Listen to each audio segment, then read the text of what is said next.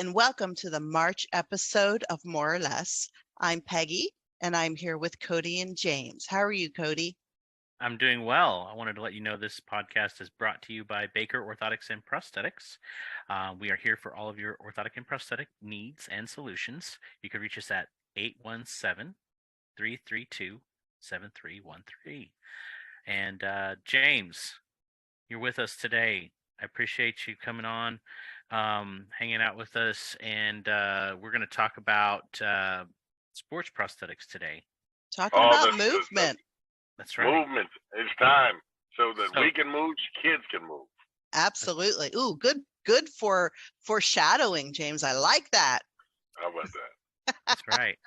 But movement is so important. And I think just to kind of, if we set the stage a little bit, most of our listeners, if you were involved in any way in the limb loss, limb difference community for any amount of time, you know that many times the devices that the individual can get is dependent upon what their insurance company is willing to pay for and will cover, and how you come up with your co-payments on the side from that. What a lot of people don't realize is that the sports prosthesis, the specialized devices, are not covered by insurance. And that is what we're going to be talking about today. That's right. And so the ones who miss out on this more often than anyone else are children. Yes. They've been kind of put to the wayside in terms of getting them the appropriate equipment.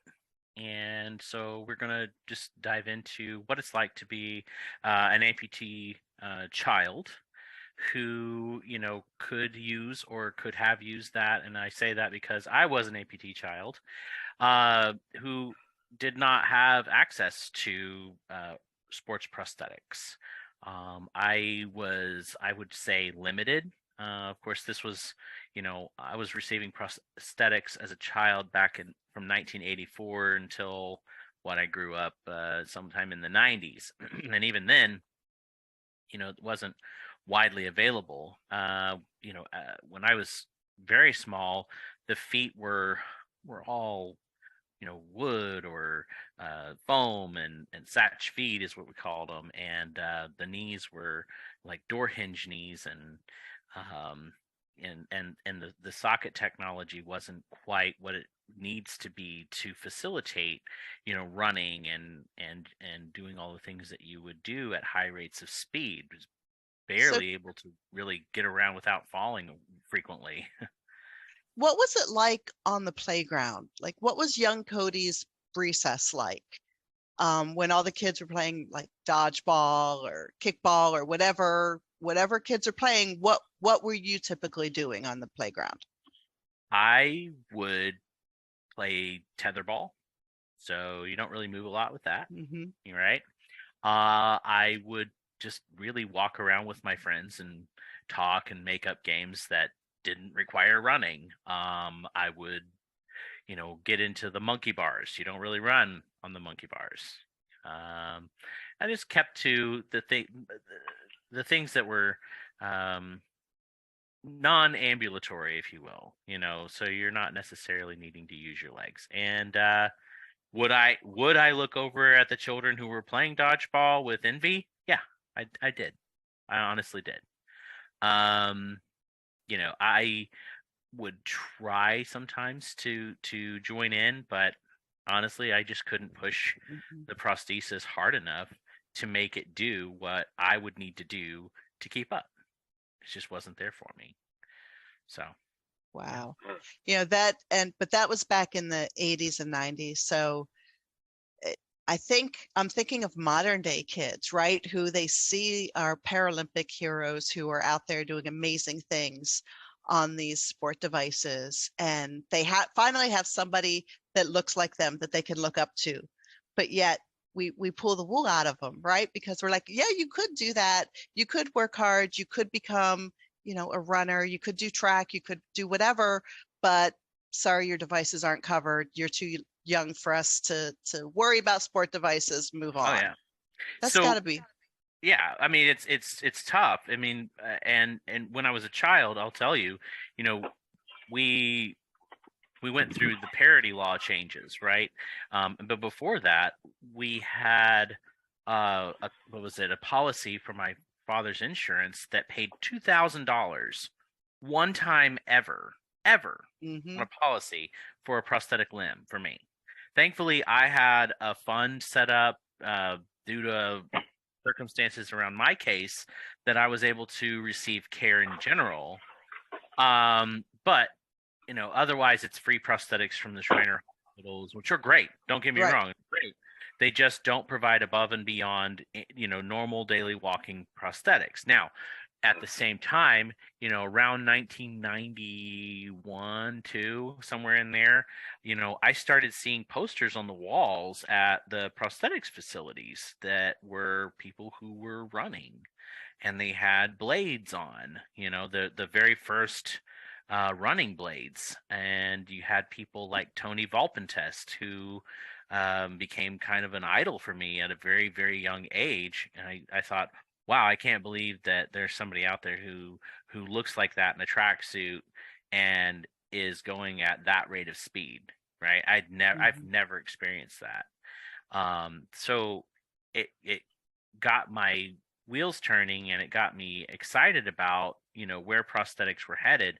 But that was light years away from me. Like it was still like this dream. Like, that's behind a curtain, you don't get to see it, don't Right. touch it, it's hush hush or something like that. I don't know, they didn't offer it. I'd ask about them, what do you do to get something like that? Oh, well, that's just very specialized, and that's cutting edge, and we don't really have that kind of access here, etc. But we'll put it up there and make you want it, Right. make you look like you could get it. But That's what I feel like as a community, we've done a really good job of showing potential and showing, what's possible, and that you really can break barriers, and that you really are limited, by your hard work, but you're also limited by what you can get. And I think, and what you can wear. James, I'm interested how you view all of this, because I know that you spend a lot of time motivating younger people, young athletes, young kids through their limb loss. And so you deal a lot more with that community. How are you seeing the lack of access to sport devices impacting that community? Well, I think I'm really unique in that as well. Um, I played basketball on a scholarship in college with a prosthetic that was a Satch foot. And so I can only imagine how much more effective I could have been athletically had technology been offered to me. And when I talk to kids about their advantage and the fact that they can get legs that are much better than what was available for me, it motivates them seeing what I've done with the prosthetics I now have. I have a number of different ones. The moment I got a prosthetic that was allowed me to be athletic to my full potential, I set the national record, Look at drug free, that. for powerlifting against all able-bodied men who are 275 pounds and above. So I'm the strongest drug-tested national athlete, whether you have legs or no legs. And those the prosthetics that been provided for me, built by Baker, allowed me to do that. That's amazing. Congratulations, by the way. Well, thank you. Are you hearing from kids who are looking up to you and wanting and aspiring to do these things, and aren't Yes. able to get the devices? And It's and really what words do frustrating. you have? Yeah. So we've tried to adjust and find events where you don't have to. There are adaptive events like where you can do powerlifting with seated rather than Right. standing. So they're having to try different formats until they can get access to prosthetics that will give them the freedom of choice. We shouldn't be limited or hindered as a result of our insurance companies. Long term, I think these kids are doing damage to themselves by taking the leg off and hopping around trying to compete, whether it be CrossFit or just trying to want to play sports without the prosthetic Or on. just being on recess, right? And playing with That's your right. friends. I mean, I was doing some reading in preparation for this, and 80%, they say in elementary, 80% of what kids learn, they learn through doing. And movement is such a huge part of that, is through experience and learning. And could you imagine the generation of kids that we would have if we actually gave them the ability to move like their peers? But there's an initiative that I'm really excited to talk about today, really excited to support, and it's called So Kids Can Move. And it's an initiative with AOPA, NAAOP, Amputee Coalition, and the Academy. And this initiative is to mandate that movement is important for all children, and that children with limb loss and limb difference have the right to move along with their non-disabled peers. And the ability of this movement is to create grassroots so that we can go into these states and introduce legislation. So on a state level, we can mandate that sport prosthetics are not only important, but that insurance has to cover them at the same rate that they're covering the quote unquote everyday prosthetic, and that they need to be replaced at the same rate, and that movement basically is a right. And it's not a privilege, because growing up, Cody, movement was a privilege. Could you afford it? Could you not afford it? You can't run if you can't afford it. Right now, we have kids who can't play on the playground because they can't afford it. And this movement really does level that playing field, so to speak, for kids. There's lots of really good ways to get involved with it. We're doing a lot on Whole Person. So if you're on the Whole Person Network, join us there. If not, invite to join, and we'd love to have you. We're also going to post some information in the description of this podcast so that you can go and get some more information about So Kids Can Move. And I want to just speak to a little bit more about how, there's a disparity between, the able-bodied person and the person who is on prosthetics that are, how should I put it? I would say substandard for the full capabilities of mobility. So you've got this limb, right? If you're a unilateral amputee, you know that your sound side has so much range of motion, so much energy return. You have an Achilles tendon that is very powerful and can launch you up off the floor.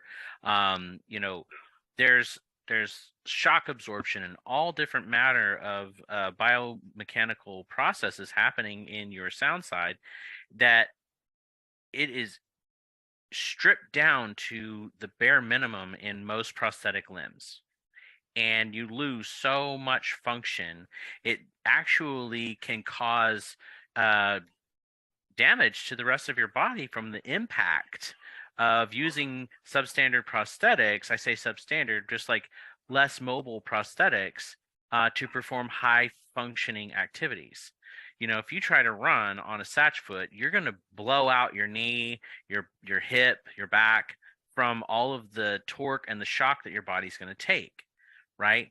And so the closer we can get a prosthesis to mimic the full limb and the range that it has, the power that it has, the shock absorption and the torque, then the easier it's going to be on the body to have longevity for health purposes, right? And sustain activity, increase endurance, reduce fatigue, right?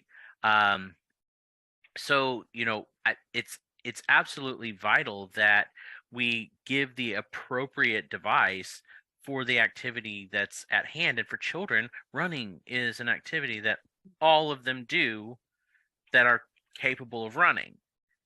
And if we can give that to anybody, so we're talking about people with limb loss and limb difference, if we can get them to run, why not? Exactly. Right? We have the technology available. It's there. Right? It's access to it. If we could do this for people who are paraplegics, we would do that all day long too. Mm-hmm. Absolutely. It doesn't matter the disability. We would do it. Go ahead. No, no, Peggy, there's stats. I know insurance companies or people would always say, because of the expense, I would get a wooden block added as I would growing up using prosthetic. I don't know if you had that, Cody, but in fact, they would anticipate your growth and maybe even have you be an inch too tall on one side, which is really bad for you. But long term, wouldn't it, for an insurance company, do you think it's a better avenue to get you an upgraded prosthetic than to hold off and see, the current? Absolutely. There was a study that was commissioned and published several years ago on that very point, that if you provide individuals who have just had an amputation with the correct and appropriate prosthetic device and training at onset of amputation, the insurance company does pay more for the first 3 years because of that initial onset. They break even at the 3-year mark. After that, they start not gaining money because they never earn money, but they start making their money back and actually saving the expense, because you're saving on other injuries. You're saving on, damage to your sound side, things like that. So when you give individuals the proper tools right at the beginning, insurance companies benefit because they don't have to pay as much in the long run. Mm-hmm. And I think that Cody, you were bringing up a good point about the hopping and maintaining your sound side and not damaging your limb. But from a mental health perspective, I think that can't be underrated either. Oh, that our kids really do deserve to move. Really hope you join us in this movement and get kids so kids can move. Yeah, absolutely. I know for me, real quick, I just want to just give you what the effect of not having access was. Yes. So I ended up out of high school weighing 220 pounds at 5'7". Okay. So now you know some stats about me, but I then blew up to about 267 at still 5'7" and with one leg, and that's very unhealthy for someone of my stature. And I just didn't have the tools or the understanding, the training on how to be mobile, how to be healthy, and I had given up on myself being able to get to that point. I thought that I was relegated to being just so mobile and nothing beyond that. And I stayed in my lane and I allowed myself to just develop bad habits. So, and I thought it was okay. I thought it was just the way it was going to be. And I had you have to build an myself excuse. Yeah. And I don't want that for any child moving forward. Well, it was great connecting with both of you. So Kids Can Move is a really important initiative. We're going to be mentioning it again throughout the year, different ways to get involved. James, Cody, it was great seeing both of you, and enjoy your march. Thank you. You guys are awesome. Bye. Bye-bye.